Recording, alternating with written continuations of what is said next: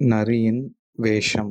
ஒரு அடர்ந்த காட்டுக்குள் பல விலங்குகள் வசித்து வந்தன. அங்குள்ள அனைத்து விலங்குகளுக்கும் புலியைக் கண்டால் மிகவும் பயம். தூரத்தில் புலி வருவதை பார்த்தாலே இவர்கள் அனைவரும் பயந்து ஓடுவார்கள். ஒரு நாள் புலி வந்து கொண்டிருக்கும்போது மற்ற விலங்குகள் அந்த புலியை பார்த்து பயந்து ஓடுவதை நரி ஒன்று பார்த்து கொண்டிருந்தது. அந்த நரிக்கு புலியின் மேல் பொறாமை உண்டு. இந்த விலங்குகள் எல்லாம் புலியை மட்டும் பார்த்து பயப்பட்டு ஓடுகிறார்கள். ஆனால் என்னை பார்த்து யாரும் பயப்படுவதில்லையே என்று எண்ணி நானும் ஏதாவது செய்ய வேண்டும் என்று யோசித்துக் கொண்டிருந்தது.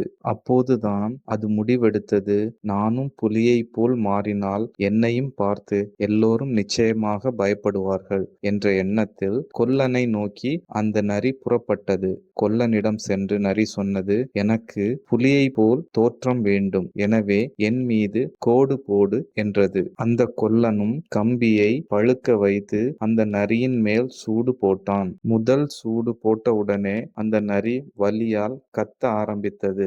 அந்த நரி கொல்லனிடம் சொன்னது, எனக்கு புலி போல் தோற்றம் வேண்டும், ஆனால் இப்படி வலி இருக்கக்கூடாது, வேறு ஏதாவது செய் என்றது. அதற்கு அந்த கொல்லன், வலி இல்லாமல் உனக்கு கோடு போட வேண்டுமென்றால் நீ வண்ணம் பூசுபவனிடம் செல், அவனிடம் சென்று உன்மேல் வண்ணம் பூசிக்கொள் என்றான். நரியும் சரி என்று சொல்லிக்கொண்டு வண்ணம் பூசுபவனிடம் சென்றது. அந்த நரி வண்ணம் பூசுபவனிடம் சொன்னது, எனக்கு புலி போல் தோற்றம் வேண்டும், எனவே என் மீது வண்ணம் பூசிக்கொள் என்றது.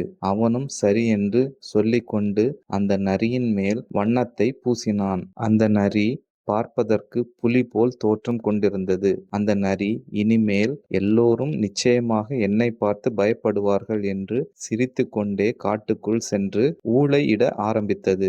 என்னதான் அது புலியைப் போல் வண்ணம் பூசியிருந்தாலும் அதன் குரல் நரியைப் போல் தான் இருந்தது. புலியைப் போல் அதனால் சத்தமிட முடியவில்லை.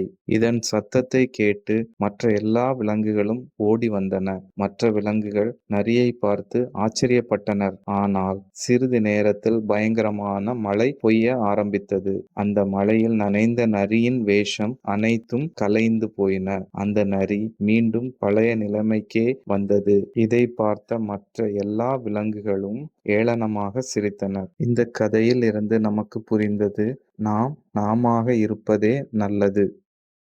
This video is sponsored by BuyMote shopping app.